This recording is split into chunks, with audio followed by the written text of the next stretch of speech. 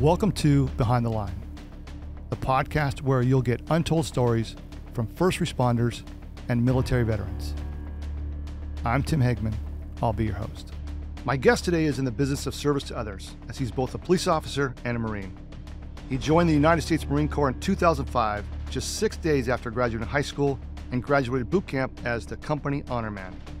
He served with the 1st Battalion, 5th Marines as an infantry machine gunner from January 2006 to July 2012. During that period, he was deployed 4 times. He's a recipient of several awards, including the Bronze Star Medal, and was awarded a Purple Heart. In 2021, during the fall of Afghanistan, he founded a nonprofit called Allied Extract, which is dedicated to aiding persons stranded in conflicted areas. He continues to serve in the Marine Corp Reserve as a Gunnery Sergeant. In 2015, he joined the Burbank Police Department in Southern California, where he's currently a detective and a member of the department's S.W.A.T team. He's also an advocate for veteran and officer wellness. Please welcome to Behind the Line podcast, Detective/Gunnery Sergeant Aaron Denning. Welcome, Aaron. Hey, Tim. Thank you. How are you? I'm doing well. Well, great to have you here. And I'm glad this worked out when we were able to get this thing going. And I know you have a busy schedule, so really I'm honored that you're spending some time with us today. Happy to be here. So we're gonna dig deep into your career here, but before we do, tell us a little bit about yourself, family, where'd you grow up, hobbies, anything you want to share with us? I grew up in Simi Valley, California, and Fillmore before that when I was younger. But we moved to Simi when I was in high school. Did a little bit of everything. I've always had a pretty diverse interest in just a lot of stuff. I played football, ran track. I was also like in the marching band, so I kind of got a unique high school experience there. I had a pretty diverse friend group between the guys from the football team and all my fellow band friends. I always knew I wanted to be a Marine from day one. My dad was an Air Force veteran, and one day he's cleaning out his garage, and he pulls out this old sea bag with all his like Air Force stuff from back in the 70s. I remember finding it, and I was like, "This is the coolest stuff ever," and like that was the point where I was like, "I'm joining the military." You'd be hard pressed on a weekend to find me not wearing my dad's old camis and walking around the house with his old helmet on. And it's kind of a funny story because for me I was just like, oh, I'm playing Army, that's what I used to call it, and we were kind of like latchkey kids. We would run around the neighborhood, get with all the neighbors, and our next door neighbor was this older lady named Lavetta. She wasn't married but had this boyfriend. They'd been boyfriend girlfriend forever. Well, her boyfriend, Albert, was a Marine who fought on Iwo Jima. He was a great guy. They were great friends of our family. Oh, wow. Yeah. And so one Saturday, I'm crawling around in their rose bushes with all my dad's military stuff on. And Albert's like, "What are you doing?" I'm like, "Well, I'm playing Army." And he's like, "Well, you should play Marine." And he showed me all these pictures he had. He was a combat camera guy, a photographer. He had all kinds of, all his uniform stuff and all his pictures. And so Albert is the guy that I have to thank for my desire to join the Marine Corps, because I went home that day. I was like, I'm joining the Marine Corps. And my dad is like, where did that come from? You knew. Albert, yeah. And so that was that day. I don't remember how old I was or what the exact day is, but that day and that conversation with Albert, who was a veteran of Iwo Jima, that's what did it. He brainwashed me like Marines are tougher than everybody. All the bravado that Marines are known for. Oh, yeah. Albert had it, and rightfully so. But that was kind of from that young age, I knew I wanted to join the Marine Corps more than anything else. And of course, growing up in high school, 9/11 happened my freshman year. Impacted, I think, obviously all of us. But I remember, being mad, being upset, of course, over the attack. But I could have, if there was the option for me to leave high school and go to the Marine Corps right then, I wanted to do it. Like I just couldn't wait to be a Marine. So that's what I did, and my family was very supportive of it, and uh, yeah. Now I'm blessed now with my wife, and she's also very supportive of it. So she's got a tough job dealing with police life and Marine Corps Reserve life now. So I'm in a good spot. I can't complain. Takes a special person. It does. It does. Man, yeah, people don't realize how important an understanding spouse, just be it, married to a police officer or someone in the military, but being married to someone who's doing both at the same time. Yeah. You're definitely blessed, and she must be very special. So, well, good deal. So you're married and children? I had 3 children. So Luke, Benjamin, and Bryn. Okay. 2 boys and a girl. Could not complain about the order. And yeah, they're all about a year apart. So it's great. It's great. We're done with diapers finally. So that was a big milestone for us. The next one is going to be done with car seats. Hopefully here, in a couple of years. Oh, man. But yeah, that was. They don't tell you that. Everybody, I think, when they have kids, they know like, oh, diapers they're not going to be that fun. But nobody tells you how much of a pain the car seats are. So I'm looking forward to that being. Oh, yeah. You're almost there. You're almost there. All right. So let's move on. Let's get into your career in law enforcement, your time as a Marine, and a couple of your deployments. Okay. So in 2009, while in Afghanistan, you participated in a heliborne assault, one of the largest ones, if not the largest, since the Vietnam War. Tell us about that. What part of Afghanistan were you? How long of a force was it? How long did this operation last? And what was the ultimate goal, the mission of this operation? Yeah. So 2009 it was my 3rd deployment as a Marine, and it was my first time in combat. And what's interesting, kind of about that, I couldn't, like I said earlier, I couldn't wait to get into the Marine Corps. And in my mind, I was going to go to boot camp. I was going to go through my infantry training. I was going to get to my unit. And I was going to be in war. And that didn't happen. That's not what happened for me. And I was pissed off, for lack of a better word. My first deployment, I went to Okinawa with the 31st Marine Expeditionary Unit, which it's an important mission that those guys have.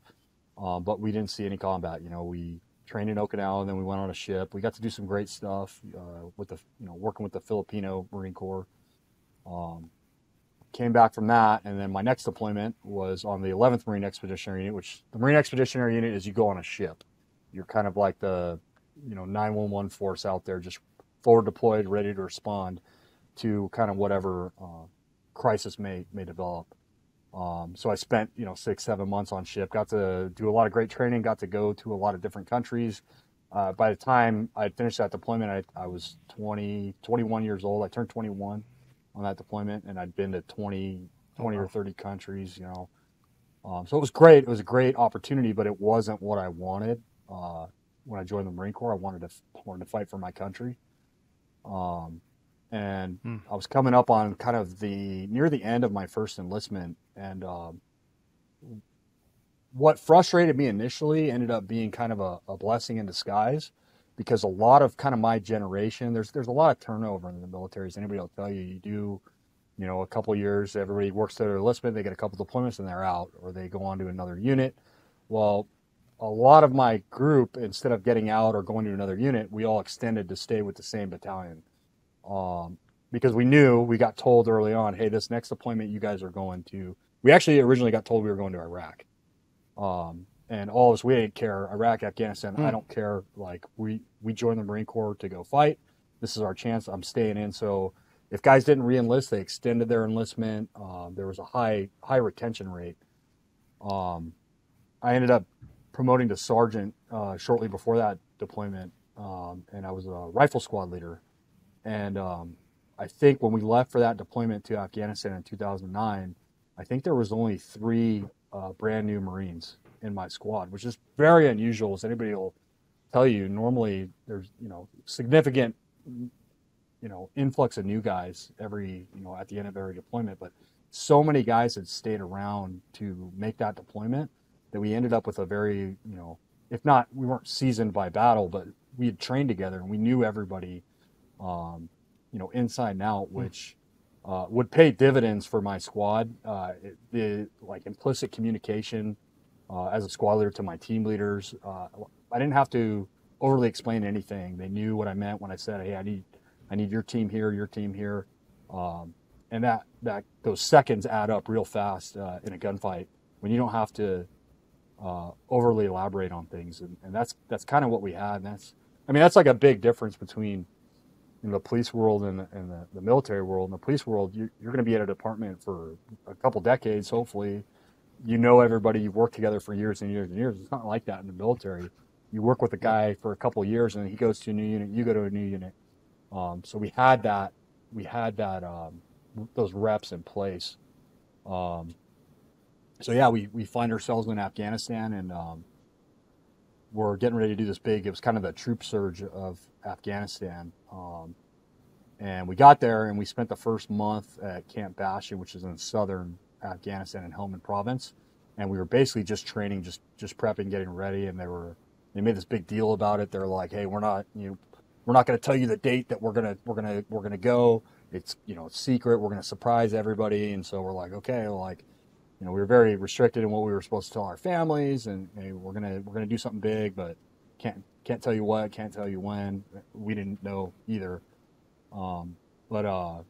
Yeah, what essentially happened is they 3 Marine battalions were simultaneously lifted into areas previously not occupied by NATO forces, at least not in a heavy presence. The area we went into is called Nawa.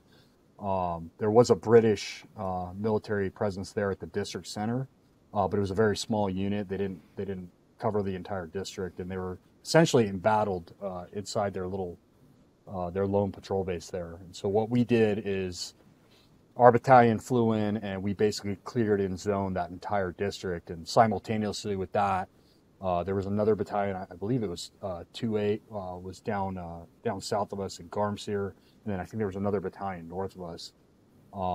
They hadn't lifted that many Marine infantry units via helicopter into a combat zone simultaneously since the Vietnam War, which is a big pride point for us, coming up. But we look up to the Vietnam guys. Those guys are incredible. So I remember that many of them. Yep. Yeah, you had a couple guests on here. I really enjoyed listening to those guys. But my next door neighbor is a Vietnam guy, and I love talking to him, but I love telling him how much we look up to them. Because they really I could talk for a long time about those guys. For us, we felt like we were following it. We're doing them proud. Go ahead.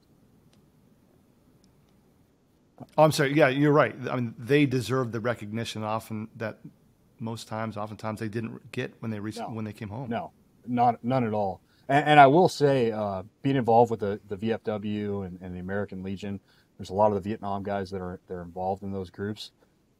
My generation of veteran owes them a thanks, because all the politics, all the shenanigans that go on with the war, anti-war, whatever movements, the Vietnam guys didn't let anybody spit on us. We owe that to them. They stood up for us. Right. And so I think we've been very fortunate in my generation in terms of how we were treated when we came back from what was a long war. And I think much of that is owed to the Vietnam veterans basically making an issue of, how they were treated. So, there are big brothers, but we were very we were very honored to, when the battalion commander said, "This is the largest heliborne assault since the Vietnam War." That got us fired up. Not that we weren't fired up to begin with, we were definitely ready to go. But the Marine Corps actually didn't even have enough helicopters to lift everybody in there. They had to pull helicopters from the Army, from NATO, for other NATO partner forces. So it was kind of this mishmash. Um, coming up and training and going on the Muse, you're used to riding on, you're going to be on a CH-46, or they don't fly them anymore, but they did back then. Or you're going to be on a CH-53. That's what Marines fly on.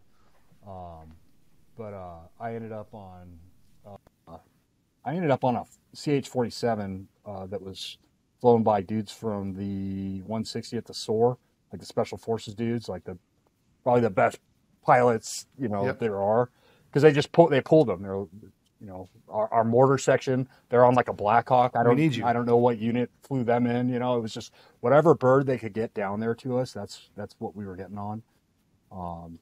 And July 2nd. How long was the mission? That mission ended up being essentially, it was a clearance zone, and then we were going to hold that territory we took. So that initial push where we landed it's kind of a blur, because it was so much just walking. It was so hot, but a week or two of clearing, and then we kind of selected positions, company battle positions, and occupied them, and we just stayed there, and we built them from nothing, which was kind of unique, in the war on terror, in the sense, normally we were, when units would rotate to Iraq or Afghanistan, they would relieve another unit that had established, a forward operating base or a combat outpost. We didn't relieve anybody. We landed in the field, and everything we had to sustain us was on our backs. And it was, hey, resupply will come. Go find the Taliban, get them out of here. So yeah, it was the first few days were fairly intense, and I think we're sleeping a couple hours a night. It was a long week or two clearing through there. Well, during that time, obviously you were very active. Your unit was active. You were awarded the Combat Action Ribbon and the Navy and Marine Corps Achievement Medal with a Combat Distinguishing Device for Valor. What does that mean? What are the details of what did you do to receive that award? So I'll talk. And what is that award all about? Yeah, I'll talk to the Combat Action Ribbon first. I've known many outstanding Marines that never saw combat.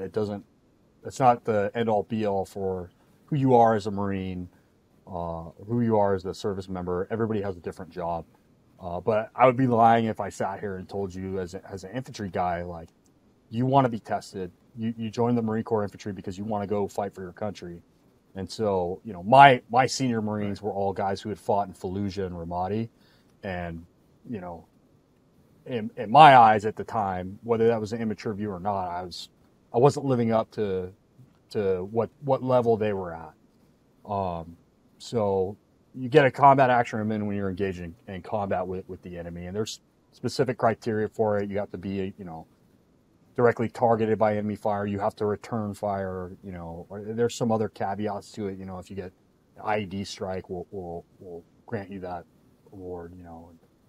But I could tell you the day that I was in my first firefight. It was July 2nd, 2009. That was the day we landed. We landed at about 2 a.m. I remember we were pissed off because we were like, why can't they just wait 2 days?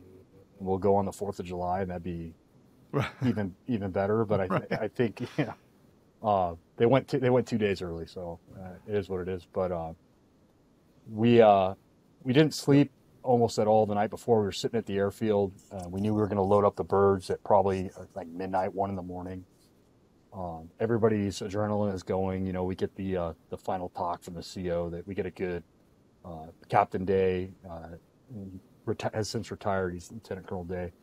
He got us real fired up, and then we get on the birds, and I remember we're flying in, and it's hot. It's July. It's super hot there. We're flying in, and as they start getting close, they start doing what they call like a terrain flight. So they get real low, and to avoid enemy fire, they bank with the terrain. And I just remember seeing the moon out the back of the CH-47. Just it would be kind of here, and then all of a sudden it would be over here, and you're looking down, and you've got 100 pounds of gear in your pack and everything. It was intense. We fly in and we're getting ready to get off the bird, and they give you your 2 minutes. The crew chief puts up his 2 minutes, and then when it's like 30 seconds, he taps his watch. That means take your seatbelt off. So he starts tapping his watch. We take our belts off, and I'm amped up. We're landing in enemy territory, and I remember as I start to go down the ramp, I start getting hit in the face with water. And I was like, is it raining? And it doesn't rain in July in Helmand Province. It doesn't happen. I remember I was so confused. So what had happened is we'd hit our LZ where we were supposed to land, but it was a field. It was like a agricultural field. Well, they had flooded it. They had irrigated it the day or the night before. So there was about 2 or 3 feet of water in it. Oh. The bird tried to touch down, felt the water, and these pilots are great. So they're like, no problem. So they just back it up. They just lift up a couple feet. So we're probably 2 feet from the water and another 2 or 3 feet from the ground. So when I think I'm stepping off this ramp onto dirt, I take a full 30-inch step off into the air and face plant into the water. And I've got a squad of Marines coming out after me. So we basically dogpile out of this helicopter into a puddle, and I'll never forget my assistant patrol leader, Corporal Ibanez. Is a short guy. He had to get like a height waiver, join the Marine Corps. Great dude, mean guy. He's damn near drowning in this stuff because he's got his pack on, and I remember I've got my hand on his plate carrier, like trying to keep his head out of the water. So it's a little bit of a cluster getting out of the bird. We push up onto this berm, this kind of something you probably didn't train for that. No, I mean, we're Marines. We're amphibious. We're prepared for the water, but nobody was expecting getting dropped off in a pool at that point. It caught us all surprised. So it was a little bit of a shock. And I had a guy, one of my saw gunners, he rolled his ankle pretty good coming out of that thing. And to his credit, Lance Corporal Rodriguez is his name. To his credit, we're like, hey, dude, you need to get. It was swollen real bad. I remember when Doc pulled his boot off, and he goes, put it back on. We're like, you medevac you. He's like, I'm not going anywhere. He refused to leave. So He limped around for But we get out of this bird. It's 2 a.m. We're all amped up. We've got our night vision on. We think the Taliban is like waiting for us. And we basically push up onto this berm, and we know we're clearing north. And there's a little small mud building next to us, and we're like, hey, we got to clear this building and make sure there's nobody in here. So I take Ibanez's team, and I go with them. And I mean, our adrenaline's 110. First time in combat for most of us, the vast majority of us. And we go in there and we start clearing around into this little tiny, we thought it was a small building, right? It's got a little courtyard, and we hear movement inside this room.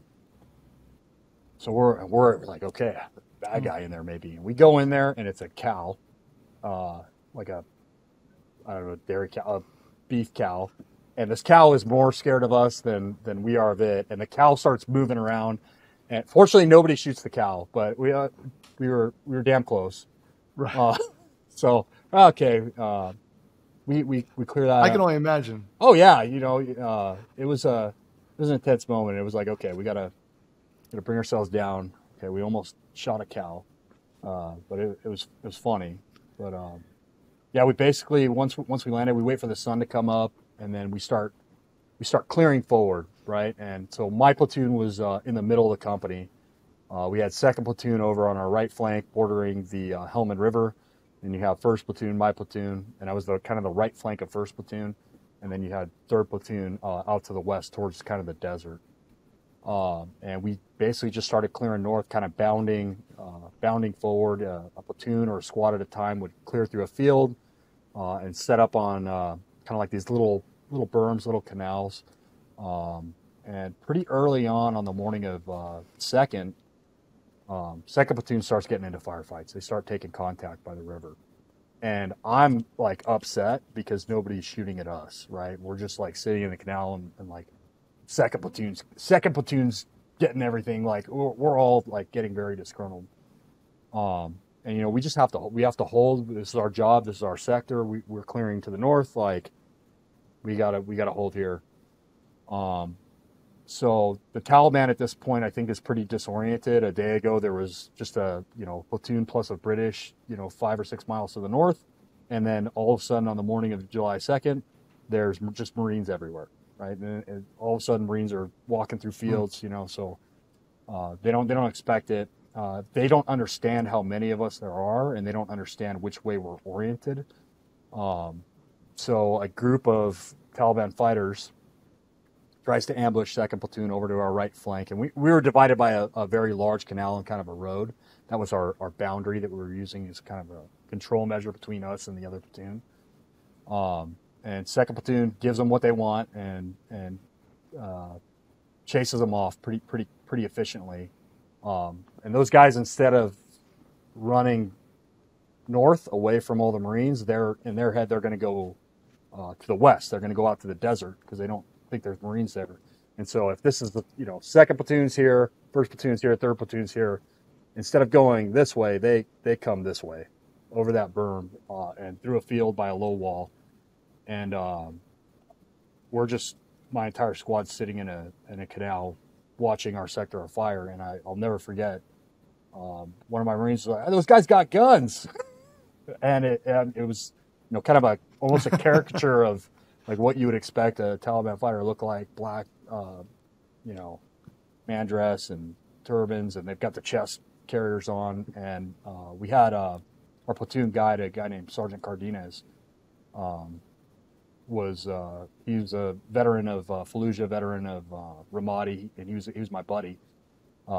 He's with us, and he's kind of with me, and I just remember on the tree, I'm gonna fucking shoot him. So we start firing, and before I can even get those words out of my mouth, Cardenas is firing grenades through his 203. And it was about maybe 15 to 30 seconds of fire. And they see us, they start cranking rounds back at us, but it's too late. We have a position of advantage, and it's over pretty quick. And I remember just, hey, ceasefire, cut our fires off, and I start passing information to the platoon commander over the radio. Hey, we just had contact. That's what happened. So the platoon commander makes his way down the line towards us, and then pretty soon here comes the company commander. And I remember he's got the fire support team, all these guys with radios with them. What happened? I'm like, second platoon chased these idiots in front of us, and they got shot. So, but I'll never forget one of the FIST team guys, who's our weapons platoon sergeant. He goes, "This is the calmest I've ever seen a group of Marines after the first time they've been in a gunfight."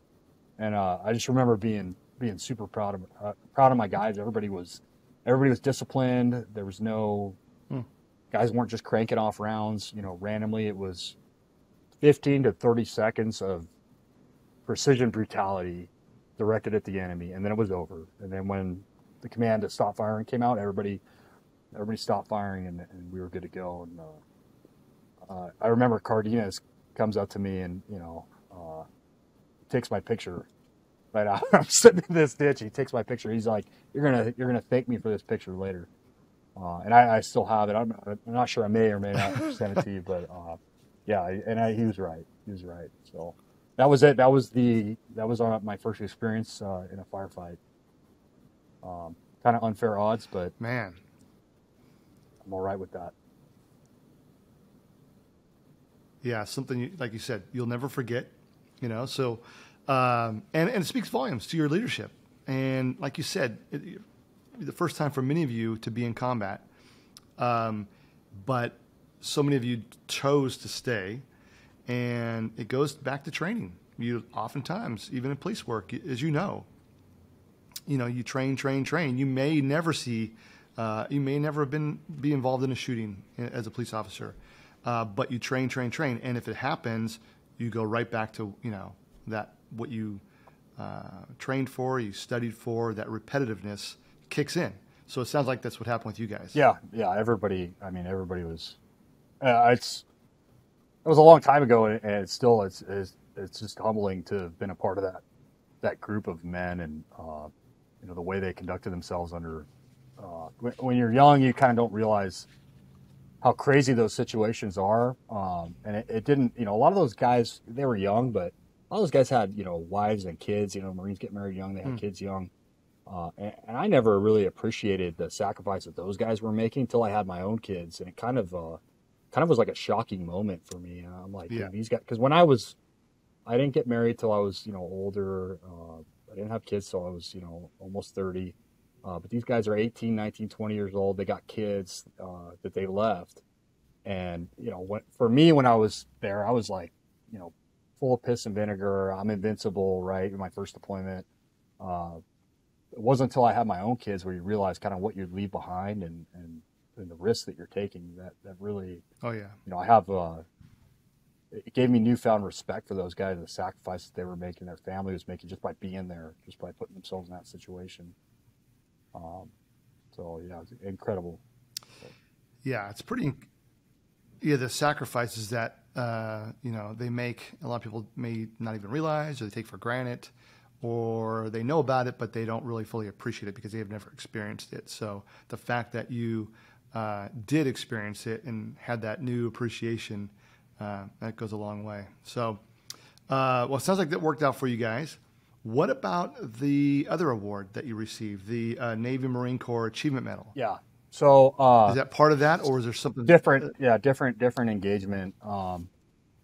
So fast forward a couple months through that deployment, and we had, you know, we had kind of like established a company outpost, like a big, you know, we had a platoon there, we had our headquarters element, we had our mortar firing positions, kind of like our central hub. But then we had two smaller platoon, what we call patrol bases, which is essentially like, you know, a little tiny mini fob almost, right? Like, so my platoon was manning a forward operating base. I can't remember how, probably 5 or 6 kilometers northeast of the company outpost. We called it Cop Apache was the company outpost. We were Alpha Company, so our call sign was Apache. Our patrol base that we occupied, we named it. They renamed it something. They renamed it after like an Afghan dude later. But when I was there when we founded it, it was PB Outlaw is what we called it. And PB Outlaw was a somewhat large compound, a house that we had cleared. My platoon had found early on during the initial clearing operation, and it was like a Taliban commander's house. Basically, we found a huge cache of weapons. Anti-tank mines, machine gun, you name it, we found it there. And he had fled prior to our arrival. So we realized what we had, we basically took it. We're like, okay, well, this is property of the United States Marine Corps now, your compound and everything. It became kind of like became a patrol base for us where we conducted operations from that patrol base in the northern part of our company's area of operations. So at some point later on in the deployment, we're at Cop Outlaw or PB Outlaw. Things had kind of died down a little bit, you know, after the initial days there. I think they realized real quick, like, there's a bunch of Marines here, and these guys are here to kill us. So they kind of pulled out, and they stopped direct attacks because it wasn't working out for them. But they're smart, and they're able to move about in the populace, and so they start trying to find areas where they can affect us, right? And they start placing IEDs. They start, you know, doing that thing, the asymmetrical warfare, as we call it. Well, one day, you know, we're sending out, you know, we send out a security patrol, kind of somewhat routine patrol, goes out, and so when you're in a patrol base, right, for a Marine rifle squad or platoon, you have 3 rifle squads, right? 12 or 13 guys plus, you know, maybe a machine gun team, whatever. So 13 to 15 guys in each squad. You're working on 8-hour shift rotations, and it's 8-hour rotations until the deployment ends. You come back to America, right? So you do 8 hours on patrol, 8 hours on post where you're guarding the base, and then 8 hours on rest plan where you can sleep. But when you're on rest plan, you're also the quick react force. So something happens, hey, get up, get your gear on, and we got to go. So that was the battle rhythm that we were using on that deployment. So my squad, we get off our rest plan, we go into post. So now we're guarding patrol base Outlaw. A security patrol goes in. It's kind of like midday. That 8-hour rotation, we would shift it sometimes. So you're never working the same, shift. It always kind of rotates, right? Because they're only, the way it works out. So we wake up and a patrol goes out, and my platoon commander goes with that patrol. A guy named Greg Kosh. He was a lieutenant then. We deployed together again in 2011. He was a captain. He's still in now. He's in the reserves now. He's a major. He's a recon guy now. But great dude, great platoon commander. He goes out with the squad on a security patrol. They get out there and they get into a contact. They start taking rounds, a little bit of a firefight. And so they're going to do what a Marine squad's going to do. And they're going to go aggress that firefight and deal with that issue and try and kill bad guys. They call for a react team, for the quick react team. So the other squad goes out. I think it was 3rd squad was on rest. They get up, they go out, and our platoon sergeant goes out with them. A guy named Staff Sergeant Castro goes out with them, and they've got their squad leader and stuff like that. They go out there to deal with, help back up 1st squad. I was 2nd squad, and so that leaves my squad defending PB Outlaw.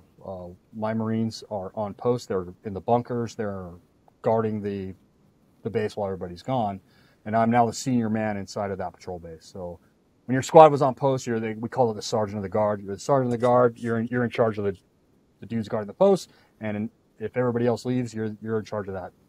You're in charge of that base, essentially. So what had happened is it was deliberate. The Taliban's not stupid. They figured out kind of our rhythm of battle. They figured out, okay, about every 8 hours, whatever. So they waited essentially to like bad guys do in the police world. They waited until shift change. Another squad went out. They let them get pretty far away, and they had a guy counting Marines out of the patrol base. They have a rough idea. There's 30 or 40 guys in there. They have a rough idea of how many Marines are in there. They get 1st squad into just enough of a firefight where the react team goes out, and they count those Marines out. And so now they know, hey, they're down to 1/3 of their guys in there. This is as good as we're going to get it, because they're never going to drop below this. And so they attack our patrol base when their communications were good. Right about when 3rd squad gets out the 1st squad and they're far away, that's when they attack the patrol base.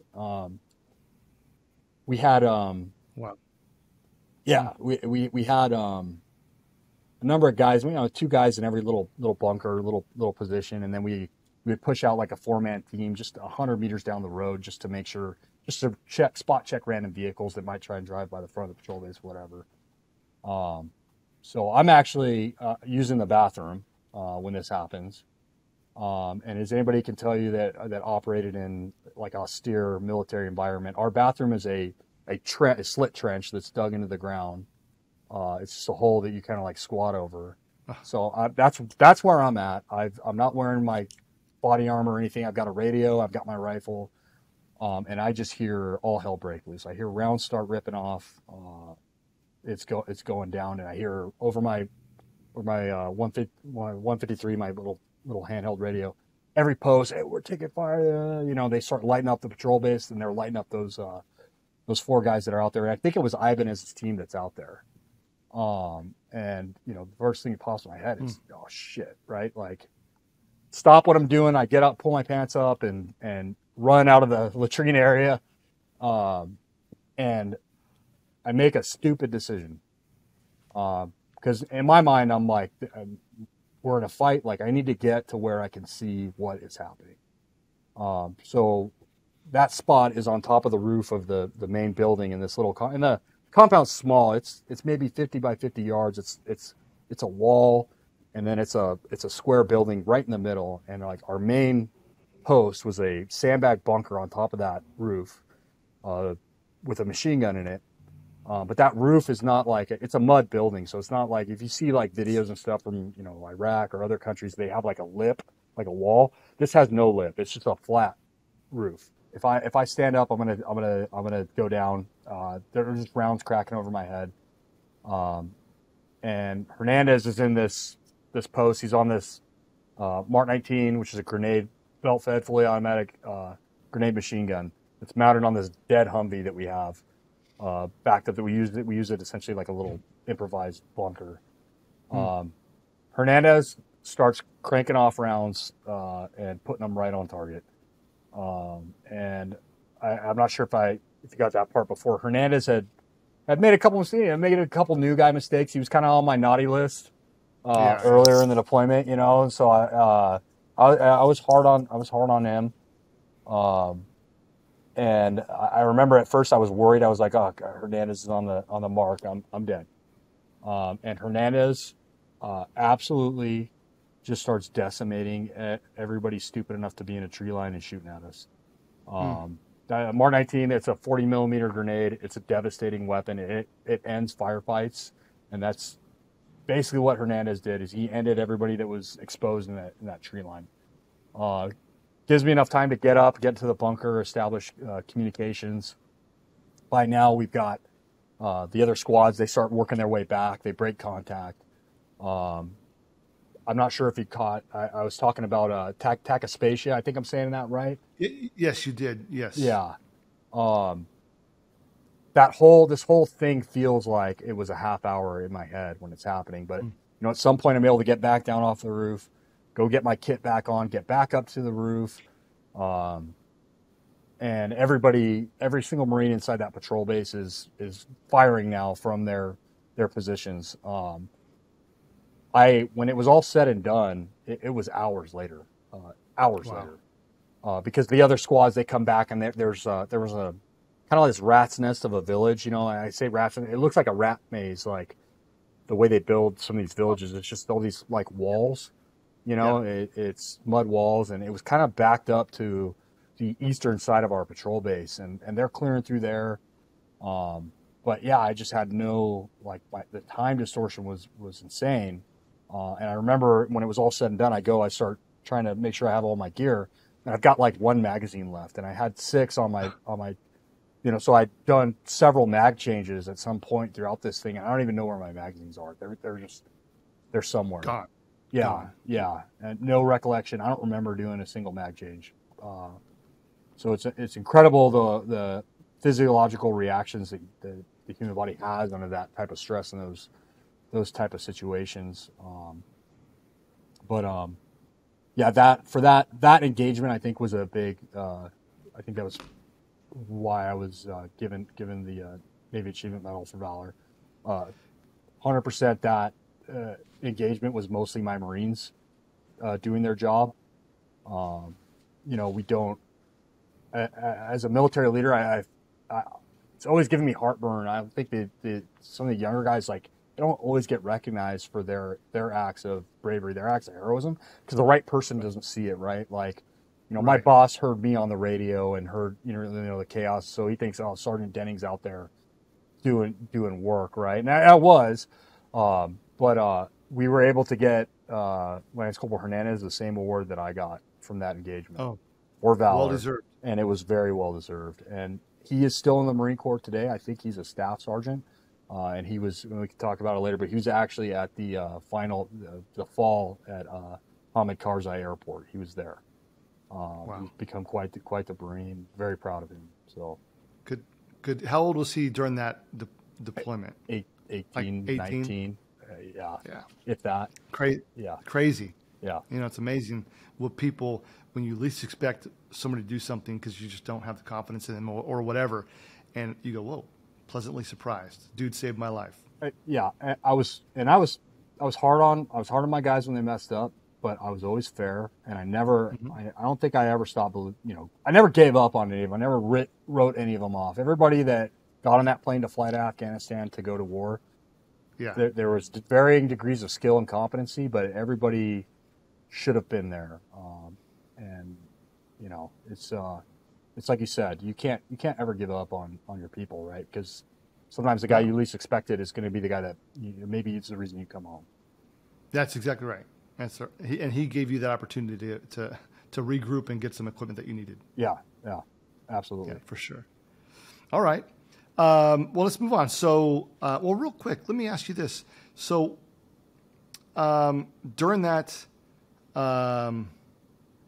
deployment, how many Marines were killed? From our battalion, 4 Marines were killed. 4 Marines were killed. And one of those Marines, was that Lance Corporal Donald Hogan, or was that? Yes. Yeah. Lance Corporal Hogan was the only Marine from Alpha Company that was killed on that deployment. You know, it's that's very sad. Any of them, but losing their life, you know, but sacrificing their lives for our country. What did Lance Corporal Hogan?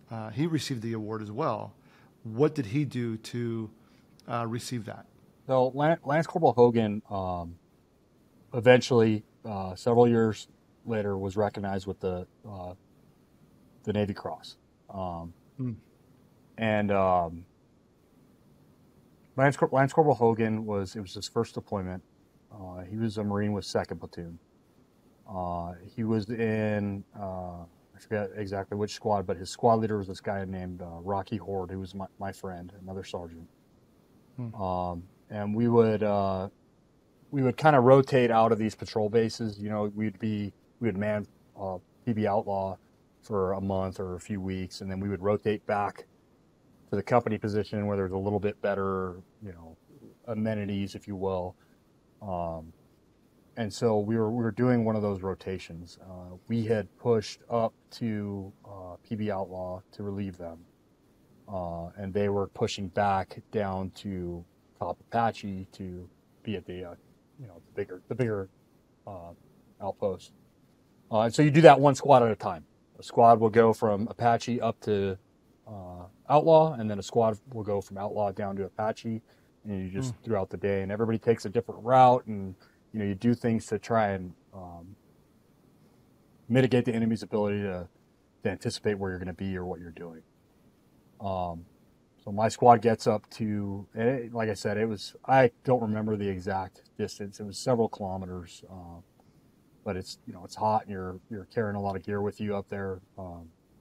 We get up there, my squad, and we're rotating into our rest plan. And Rocky Horde and his squad, which Hogan was in, they depart. So we swap out with them, we tag out with them, and they start going back down south to Camp Apache. Donald was a point man for his squad. He was very skilled. I wasn't present on this patrol when it happened. As I mentioned, we had relieved them, and we were taking our gear off and trying to go to sleep. And it was the afternoon. It was hot. It's not easy to go to sleep. And I'll never forget, we just heard an explosion, because you hear those IDs when they go off. And, you know, whenever that happens, everybody that has a radio reaches over and turns it, kind of similar to, you know, police work, field emergency, everybody turn on the radio. What is it? Same thing. We hear the explosion. I turn on my radio, and I'm waiting to hear from 2nd Platoon to hear what happened. And I don't hear anything. And then somebody comes up, the APL, the assistant patrol leader, so not the squad leader, who should be on the radio. Somebody else comes on, and it's just chaos. We've got multiple guys down. Get over here. It's bad. So everybody in our platoon that's up there, we start throwing our gear on, and it's all our platoon commander can do to keep us from just running out of this patrol base and just running down the road to get there. We get our gear on pretty quick, but where they got hit, it was closer to Camp Apache than it was to Outlaw. So the company commander makes the determination, hey, 1st Platoon, hold at this. There was an intersection north of the blast site. Hold there. Look for a trigger man. And so we do. We're there. Basically, every vehicle, every person that comes by is getting talked to. We're tearing through the vehicles. And we kind of we're listening on the radio to the CASEVAC as things are going. We're trying to figure out who's hit, who's not hit. And it was chaotic. We knew that somebody was dead. We didn't know who. And we knew that several Marines were hurt. As I understand what happened, at that time in the AO, the IEDs were command detonated with like a pull string, like a kite string. They would basically build these improvised claymores out of claymores, like a directional fragmentation mine. So they take a jug, they pack it full of homemade explosive, and they glue like a bunch of nuts and bolts to one side of it, and they'll bury them in the road, kind of facing down the road where they think Marines are going to walk. And then a guy pulls a string, and it blows. Hogan squad is going southbound towards Copapache, and they bury that little kite string kind of in the ground, right over the road. They're going down this small road. The string gets pulled right in front of Donald. It doesn't immediately detonate. Probably in that moment, like two or 3 feet to Donald's left-hand side is a canal, a very deep canal. If he jumps to his left, he goes in that canal, and he's alive today. Donald doesn't do that. He turns around because all the Marines are kind of staggered behind him in a tactical column, and he starts yelling IED, IED, IED, and he grabs the Marine behind him and tries to shove him out of the way. Wow. I think several Marines are wounded pretty bad. Donald absorbs most of the blast and is killed, and saves probably 3 or 4 guys behind him, because as soon as they hear Donald yelling, people start bailing off, trying to get off the road.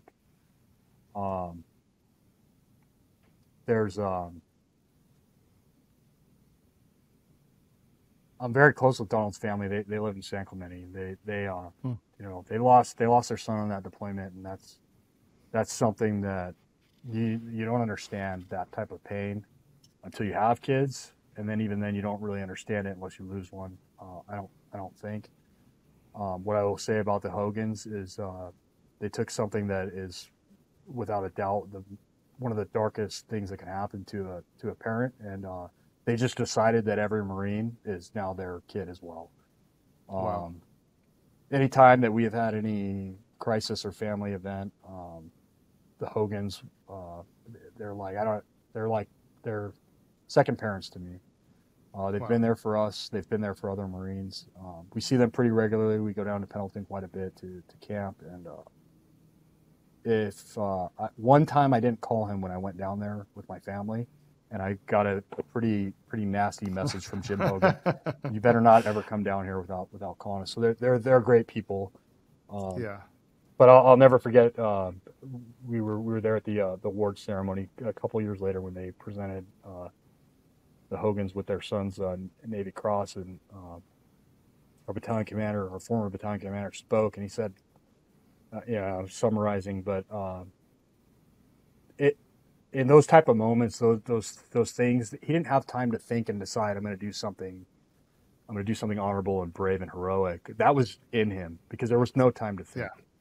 Right. He just acted. That was ingrained in who he was, a man and a Marine. So, we'll always mourn his loss, but I count myself fortunate to have been able to have known people like Donald. Yeah. Wow. Yeah, you're right. It's in people, just instinct to save somebody else and, sacrifice their lives or their life for someone, and they just act on it. Yeah. Like you said, no time to think. Yeah. And, unfortunately, not everybody does that, but there's a great number of people who do that, and they deserve to be recognized. Yeah. So thank you for sharing that story. Yeah. Let's move on to 2011. 2011. Okay. You deployed again to Afghanistan, and prior to us talking today, did some research. You sent me some information that I read and found it fascinating. But with that said, 25 Marines of the unit that your unit was going to replace were killed in their 7-month deployment, which is not a long time, but it's a lot of Marines who were killed in that short period of time. So knowing this, and the fact that you guys were ready to deploy to one of the most dangerous parts of Afghanistan, I can't even imagine. What are your thoughts? What's your mindset? And what do you do to prepare, knowing you're going to that area and understanding what's happened before you are going to arrive? So the unit that was there before us, 3rd Battalion, 5th Marines. That's our sister battalion. I was with 1st Battalion, 5th Marines, and then you have 3rd Battalion, 5th Marines. And there's a lot of history between those two units. They're both 5th Marine Regiment units. You know, we had friends in that unit. You know, we knew that they were in a real good fight. As they're engaged in their deployment and we're getting ready for our deployment, my time essentially in the battalion was kind of up. It's like, hey, if you want to leave the unit and go to a different, you know, a B billet or go be an instructor somewhere for a while, you know, you can. And my company commander from the 2009 deployment, a guy named Lance Day, he's since retired. He's a firefighter in Orange County now. He was without a doubt the one of the best company commanders I ever had. A great Marine officer. He had been slated for the 2011 deployment as the commander of the advisor team. So the advisor teams are embedded with the Afghan National Army. And he asked me, hey, is that something you're interested in? And absolutely. And Lance Day is a guy I would follow that man anywhere. So I was on board. He got me pulled over to that team. Small team. And it's kind of what I wanted. I wanted something different, kind of change things up. It was going to be a little bit of a different feel. But we knew as we were working our way through our pre-deployment workup that we were going to be in for a fight. It was going to be different than NAWA. NAWA in the 2009 deployment, we showed up and there was a couple days where they pushed back and we, for lack of a word, we kicked the shit out of them, and then they went to they took them a while to recover from that. Sangin was a contested area. The Taliban had essentially total freedom of movement. For years, it had been a stronghold. I think the British occupied it before the Marine Corps came in. And the most, I could be mistaken, but I think the most casualties that the British sustained in Afghanistan was all in Sangin. So we knew that 3-5 was going to fight, and we knew that we were going to have to be ready for a fight. And we had, like I said, Lance Day is one of the best commanders I've ever worked for. Our battalion commander, a guy named Tom Savage, who's a general now, the best battalion commander I've ever worked for. Those guys had a good plan. We had a high intensity training leading up to that. It wasn't fun. We weren't home a lot. We didn't have a lot of time off, but it was necessary. Those guys knew what they were in for. I think General Savage and Lance Day, they were both veterans of Fallujah earlier, so they knew what was coming, and they knew how to get us ready for it. I'm not going to say that it was grim when we were preparing for it, but we knew it was different than the 2009 deployment, and we knew that probably more of us weren't coming home this time around. But we were also, with that, we were angry. Yeah. 3-5 was taking it on the jaw, and make no mistake about it, those guys were giving it back. Those guys were giving better than they were receiving. But again, in our mind, we were going to go in there and we were going to avenge those guys. So yeah, it was grim, but we also knew, hey, you know what? There's people there. They're bad guys, and they need to die. And the United States Marine Corps were the ones that are going to do it. So that was kind of the mentality, getting ready and going into that deployment. Yeah, I can imagine. I mean, what happened already. It was already contested, and like you said, there's a chance. You guys knew there's a chance not everybody's coming home, but a motivating factor is you were pissed off of what happened prior to you guys getting there. So, how long was that deployment? 7 months. 7 months. That was okay. 7 months. Yep. And how many Marines during that deployment were killed? So for us, we had 17 Marines killed in action, and we had 190, close to 200 Marines and sailors wounded during that deployment. Wow, 7 months. Yeah, and I talk about this, sometimes at work with guys. We have a lot of interesting conversations. You think about any departments that's lost an officer, how profound that is, and how that ripples through that department for years and years and years to come, which is a good thing. It's a departmental way of healing and recognizing that trauma. You can't imagine losing 17 officers in 7 months, and yeah, there's about 1,000 guys in a Marine battalion, so it's bigger, right? But even you take a department of 1,000 people and you take 17 officers in 7 months, that's not good.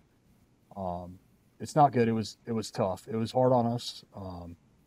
It was that deployment was the formative, defining moment of my life, I think. Yeah. Because it was not easy to bounce back from that. Yeah. Again, I say it all the time. I can only imagine. I can only imagine. Well, I'm sorry that.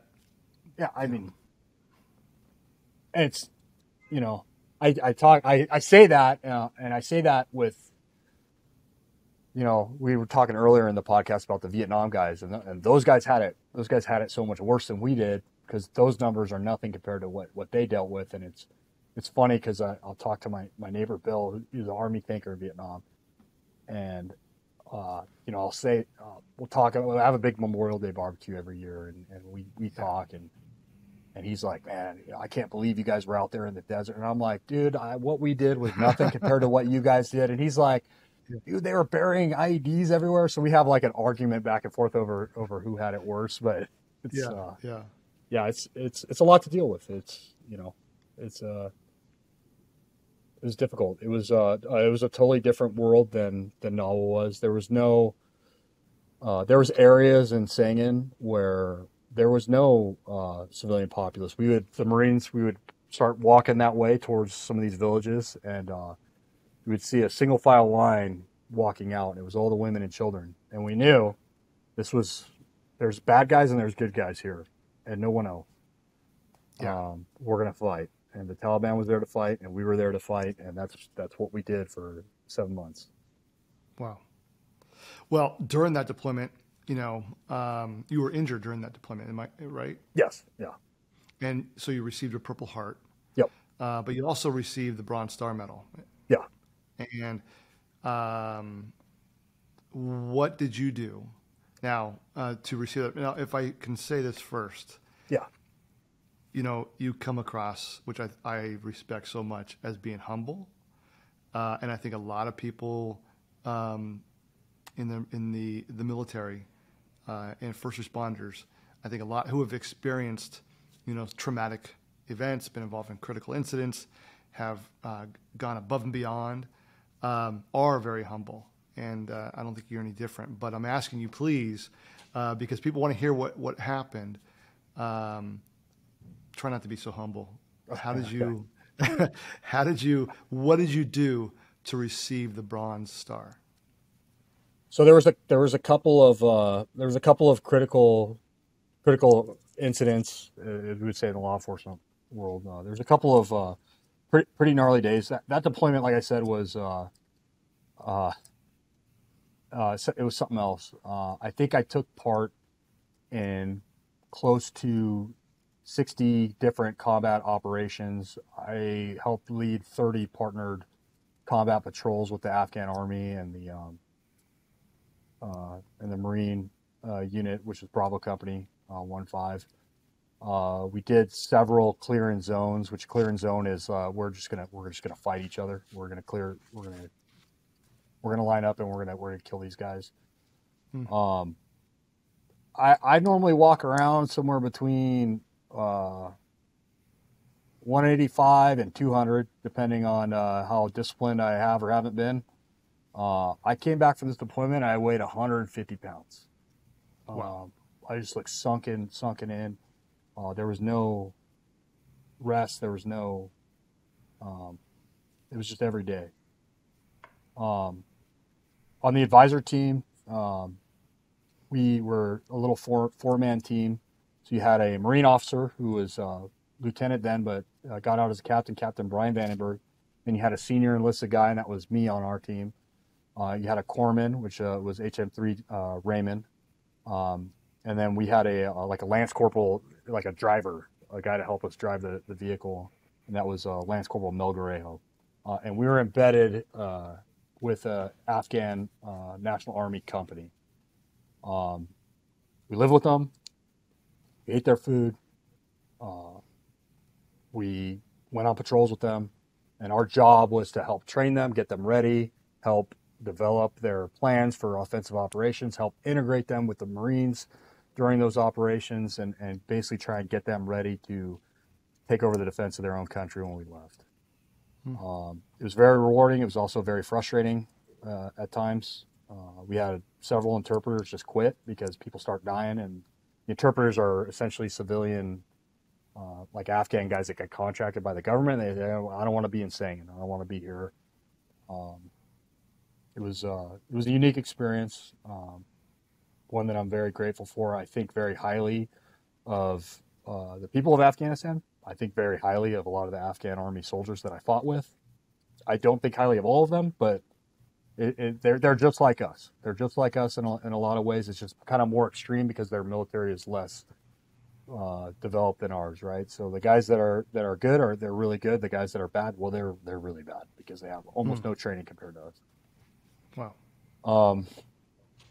So we would go on these patrols, these operations, and we would kind of split up the Afghan Army guys to the various Marine platoons. And as a Marine infantry guy, as a sergeant, it was great because I wasn't in charge of a squad. I wasn't beholden to whatever that squad was doing.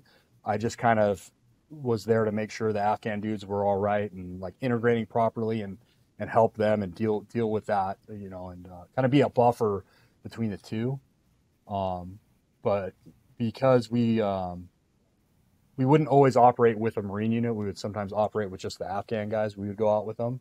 So basically whatever weapons, equipment I asked for, they gave me. I was like, I need rockets, I need grenade launchers, I need whatever. They're like, yeah, you got it. And then so when the firefights would happen or whatever, I could just basically go do whatever. I was kind of like a middle linebacker. I'd go fill in the gap wherever I needed to be. I could go to the point of friction and try and help out that the younger squad leader that was dealing with it. So May 22nd of 2011, we were doing a big clearing operation. We stepped off early. We basically didn't patrol at night in Sangin because there were so many IEDs. It was, and they were, I talked earlier about like the kite string, directional fragmentation things. That's not what we had in Sangin. What we had is pressure plates. You take a 10-gallon drug, you pack it full of homemade explosive, you put a pressure plate over the top of it, bury it, Marine steps on it, blows his legs off. And then small arms ambush, they start shooting at us while we try and get to the casualty. That was what was happening damn near every day. So we wait for daylight. It's 5:45, 6 a.m. We step off. By this point, we've been up probably since 4, getting up, getting our gear ready, making sure we're ready to go. And we've got the whole company. We've got Bravo Company up there, and we're gonna push through. We're gonna clear this village called Kodazay. We start clearing buildings. Haven't taken any contact yet, and this was really the first major engagement in that deployment because when we first got there, we got there in June or July, it was the end of poppy harvest where they grow the opium. So the Taliban doesn't want to fight when their opium fields are up, so they wait for the harvest to end, and then it's game on. Then they come out to play. So this was the first major operation that we had kind of after the poppy harvest. We clear into a compound, and I'm with a Marine squad. Sergeant Ward is the squad leader for Bravo Company, and there's like 4 or 5 Afghan Army guys with them. And we go into this compound, and it's, kind of like a, big courtyard with a small building and then a couple of like little sub courtyards. We clear it out and there's nobody there. But I remember when I walked into the kitchen area, and it's basically the room where there's like a small fire. There was a plate with eggs on it that had just been cooked, like fried eggs, and it was still warm. And I remember I was like, these guys just left. They just left, and they left fast. So the majority of the compound is cleared out, and a couple of my A&A guys are walking out of the compound, and a couple of them are still, clearing the, detailing the rest of the little nooks and crannies of this compound. So I walk outside because I'm trying to light a cigarette, and my lighter won't go. So I walk outside to one of my A&A guys, and I'm right outside this kind of compound door on the other side of this big mud wall. And A&A guy gives me a light to my cigarette, and then there's an explosion right on the other side of the wall. We go down, and it's just kind of a moment of just, it's silent. And everybody starts yelling. I'm yelling over the wall, "Hey, are you guys okay? Are you guys okay?" And I hear Ward, and he's just screaming, "Get the fuck in here." So one thing you have to understand about saying is there's so many IEDs.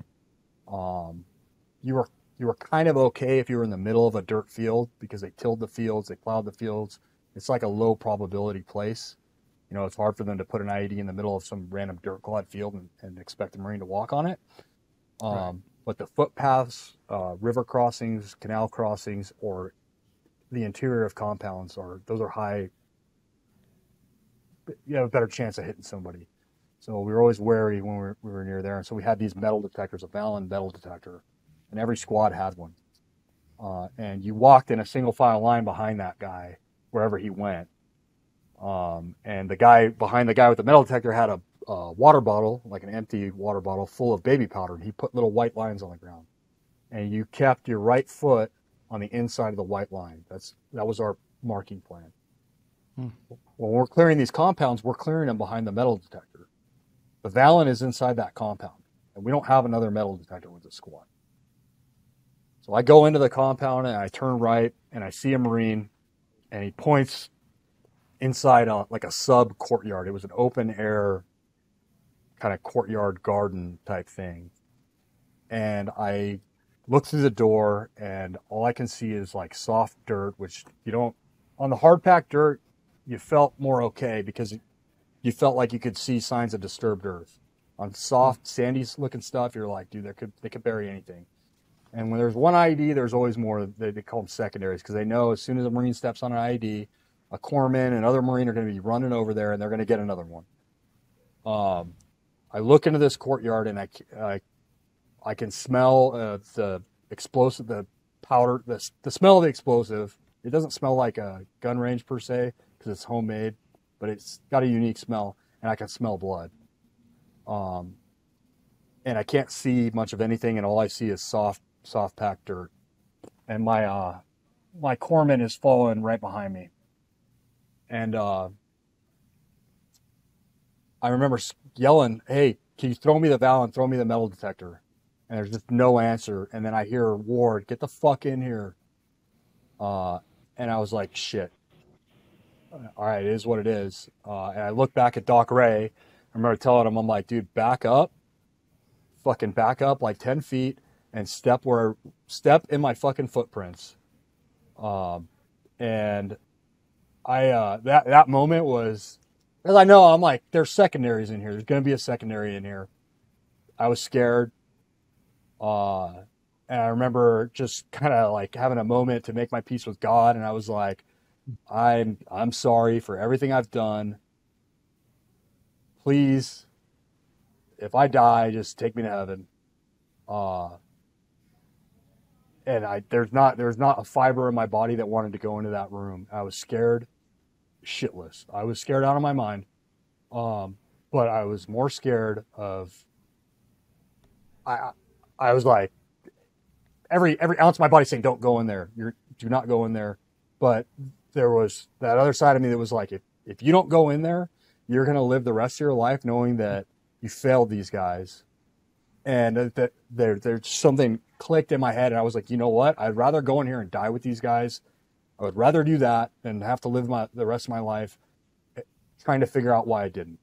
And so told Ray to back up, and I went in there and I started stomping as hard as I could to try and clear a path. And I get to the first guy, I get to the next guy, and they were hit pretty good. Ward had his abdominal wound, intestines out.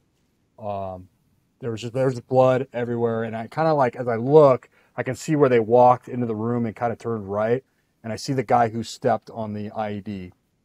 His name's Liam Dwyer, and he had an assault pack on, so he's on his pack, and it looks to me that all 4 limbs are amputated, at least partially. They're mangled very bad. And so I'm like, I'm going to walk to that farthest guy, just start working on guys behind me. We all carried tourniquets. Every single one of us carried 4 tourniquets on the deployment. That was SOP, because everything was an IED. I make it to Liam, and he's completely out. And I'm seeing the blood. It's spraying real bad out of his arms. I talk about some of that training. We did a lot of very tough, realistic tourniquet training, working up prior to this deployment, because we knew that IED threat. Liam wouldn't be alive today if it weren't for that, because I was scared. I was scared out of my mind. I'm scared enough as it is, and now I'm like, I'm going to mess this up and not do this right, and this guy's going to die. You start to get into your own head. And so I just started putting tourniquets on him, and it's true in police work, and it's true in the military. You don't rise to the occasion of anything. You're going to fall down to whatever level your training is. And I fell to a level of training that was sufficient for me to get the tourniquets on Liam. And I remember as I was doing it, I used the better tourniquet, the soft T, the little bit better tourniquet. I used those on his legs, and I put the cat tourniquets on his arms. And I was working on this arm, on his left arm, and it snapped. The windlass snapped on it. It starts bleeding again. And by now I can hear other Marines behind me working on guys. And I remember just putting my thumbs in as far as I could and trying to get pressure on that artery. And I remember I'm screaming, "Give me a fucking tourniquet. Give me a tourniquet." And I hear somebody behind me, "Hey, I got one. Do you need a tourniquet?" And I fired off probably a string of profanities that I'm not going to say here. "Yeah, you idiot. Like, bring it to me, dumbass." Right. And I ended up finding out after it was our battalion commander at this point had made his way over there. Colonel Savage, now General Savage. Testament to him. He comes in, "Here you go, brother." Hands me the tourniquet. I get the tourniquet on Liam, and then he's carrying guys out. We're carrying guys out of there. I'll never forget. Liam starts to wake up, and I can't move him on my own at this point because his limbs are attached but not. So we get like a tarp, and we kind of put him in it, and he starts to wake up and starts to talk, and I start to like panic because I'm like, okay, I have to keep him calm because he's going to go into shock, and I don't know what to talk about. But I'm a big football fan, huge football. I'm a big Raider fan. And I'm like, "Hey man, do you like football?" And he's like, "Yeah." I'm like, "Who's your team?" And he's like, "The Giants." And I'm like, "All right, man, mine's the Raiders." And he goes, "Fuck the Raiders."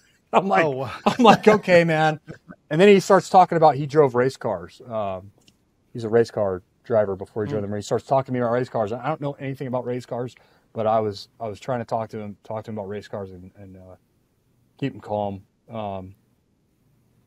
Colonel Savage comes back in. Another guy named McCullough comes back in. We're able to get him in this tarp and pick him up. And that scream that was happening was inhuman. I'll never forget it. We get him out to the LZ, and I start reassessing the tourniquets. They go back in to make sure there's no other Marines that are down. I start reassessing the tourniquets, make sure the bleeding is still stopped, and we start taking machine gun fire across. They couldn't see us. They were shooting through a tree line, but they knew kind of generally where we were at.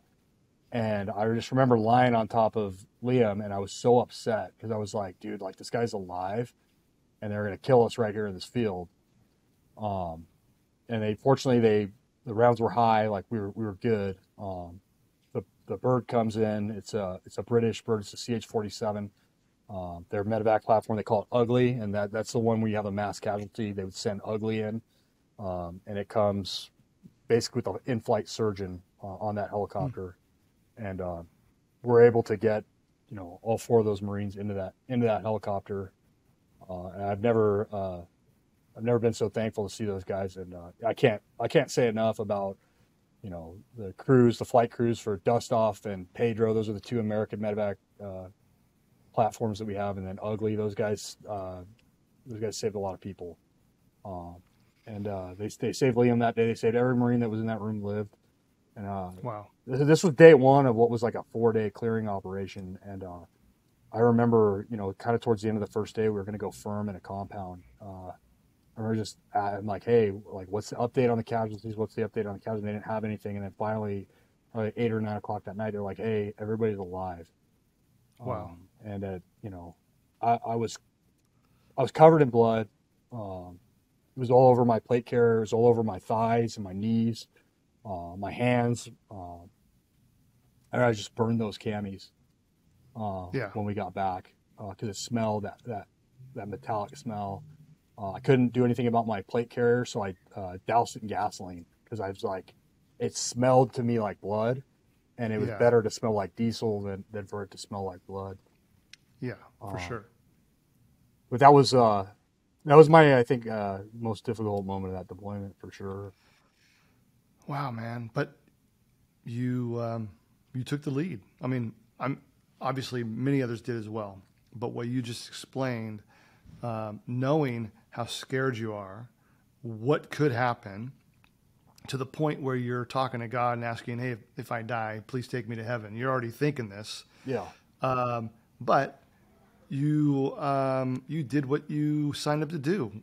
Of the many things you signed up to do, but you went in, and because of your actions, those guys are alive. I'm sure, no doubt, they had a lot of obstacles. They just everything about it. But the fact is, they survived. So a lot of respect, man, for you for doing that. And the fact that you were able to, just in a crisis where you don't know anything, I don't know what this guy likes or what he follows or his hobbies, maybe, but you start talking football, you hit it off. There's a brief argument between 2 football teams, the Giants and the Raiders. Yeah. And the fact that he talks about driving cars and you don't know anything about cars, but you're trying to work with him with everything else coming at you guys, including machine gun fire. Man, much respect for you. Yeah, and I think during that conversation too, he said the Giants are going to win the Super Bowl, and they did that year. So I'm still in touch with Liam. Wow. I always give him a hard time. I'm like, man, I should have put everything on. Should have made a bet. And Liam's a great dude, and he is a race car driver. He started driving again. Wow. Yeah, he's a inspirational dude. Was that the Super Bowl with the Patriots, or was that a different one? It was whatever the one was after 2012. I can't remember. Oh, I forget. I lose track. Once the Raiders are out, I turn it off. Who cares? Yeah. Who cares? Yeah. Well, good, man. Good for you. That's incredible. We're going to wrap it up here in a few minutes. Okay. But before we do, well, let me back up. I'm sorry. You received a Purple Heart. What was your injury? What happened to you? So we were in a vehicle mounted patrol, and there's a lot of backstory to how I end up on that patrol, but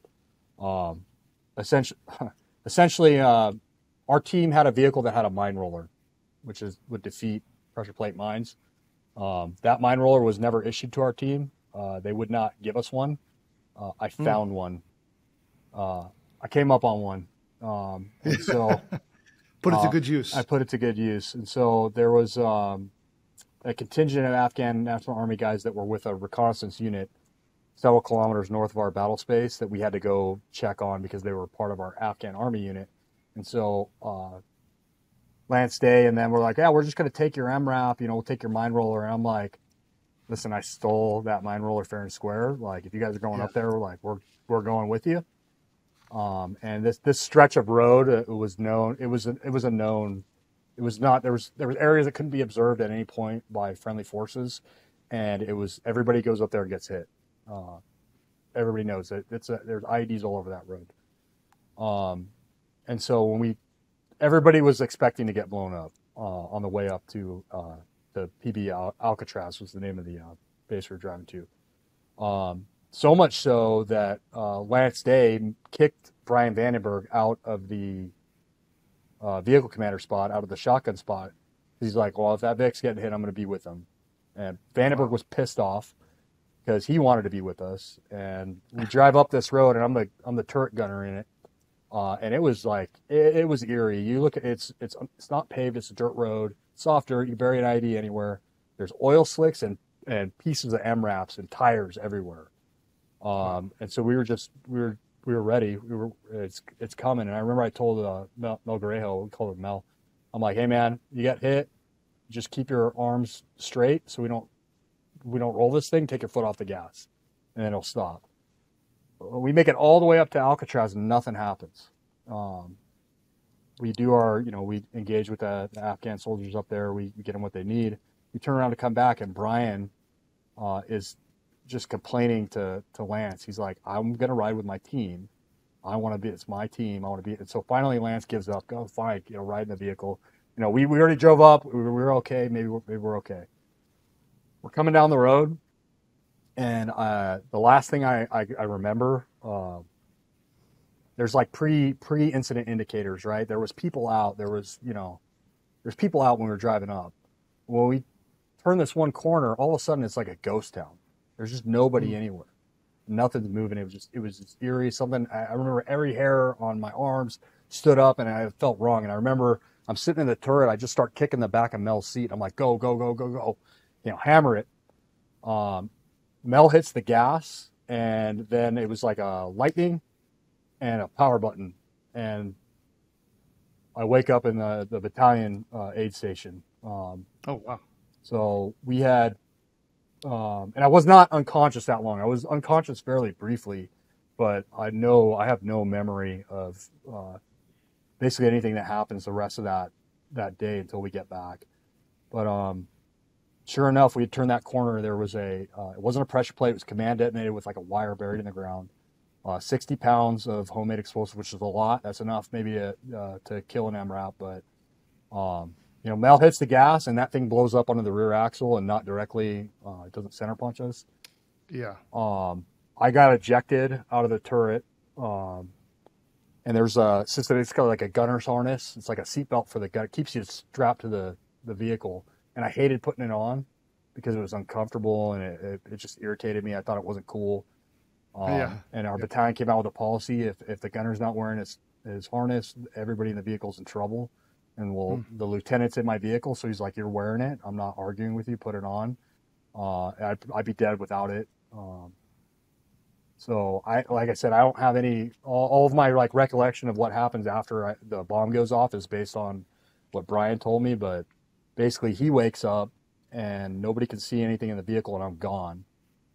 He looks back, and then he sees my boot hanging over the lip of the turret, and he comes up, and I essentially go through the buttstock of the 240, hit my head probably on the armor of the turret, and get whiplashed into the roof of the vehicle.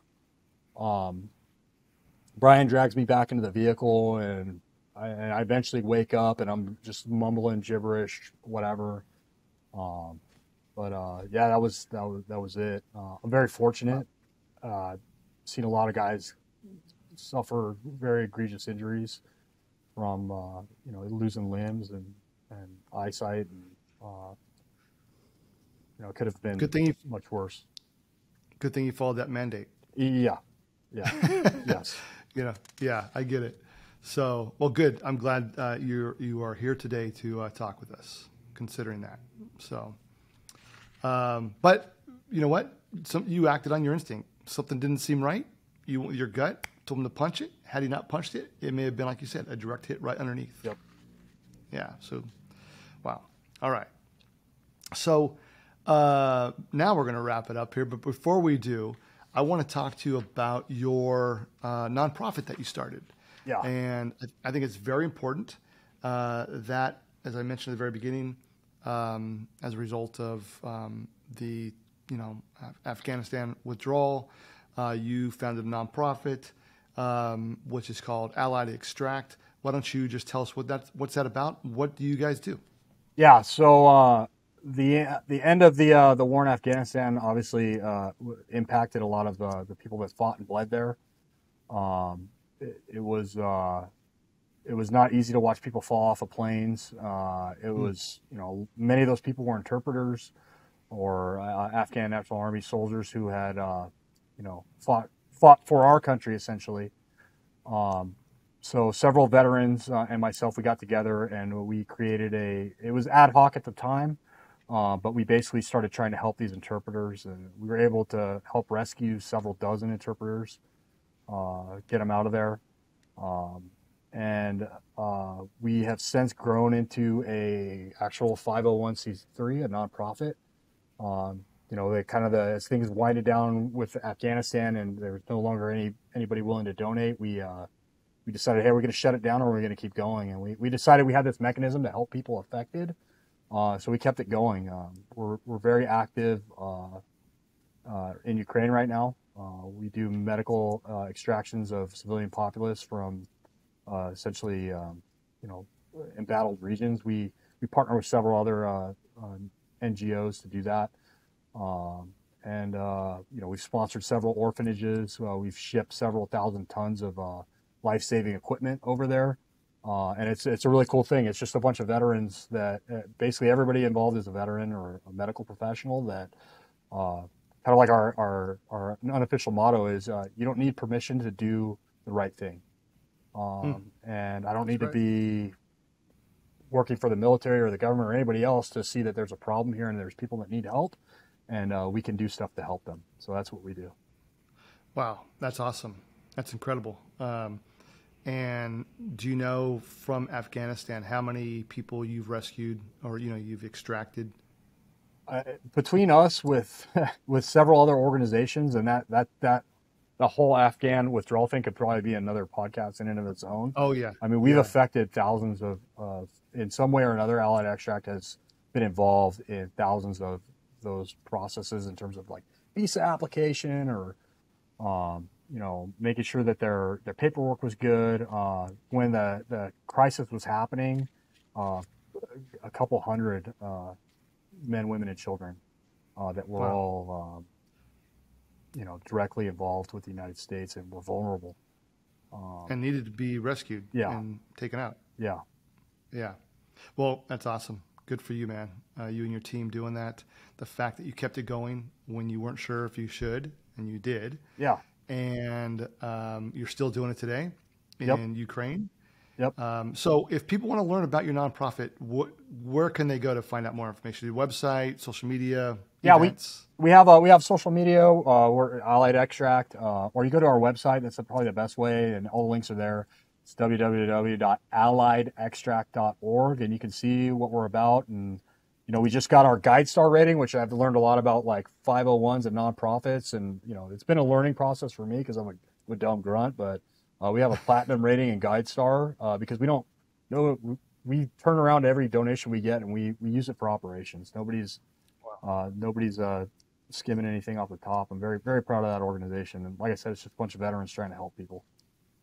That's incredible, man. If it wasn't for you guys, and some other organizations such as yours, those people would still be stranded and in jeopardy, considering what they had done to help the Americans and the Allies while we were over there. So, well done, man. Very well done.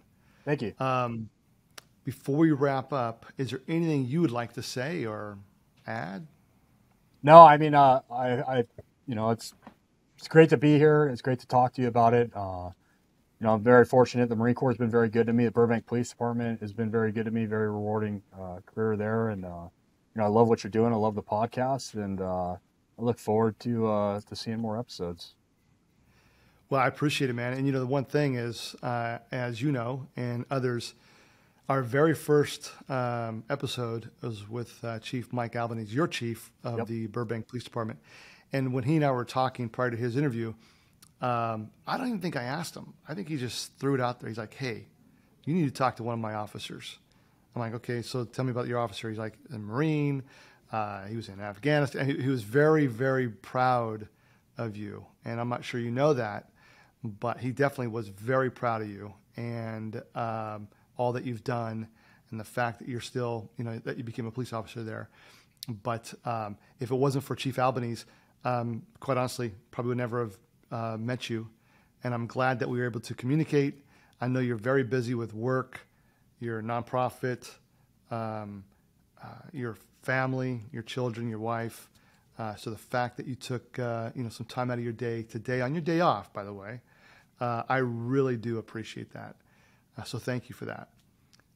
And you're a young guy, but in your young age, you've done so much, you've accomplished so much that the work that you've done, your service to your country, service to your community, service to your, being a representative of your family, and what you are doing with your nonprofit, like I said, staying in touch with those Marines, staying in touch with the family of the Lance Corporal.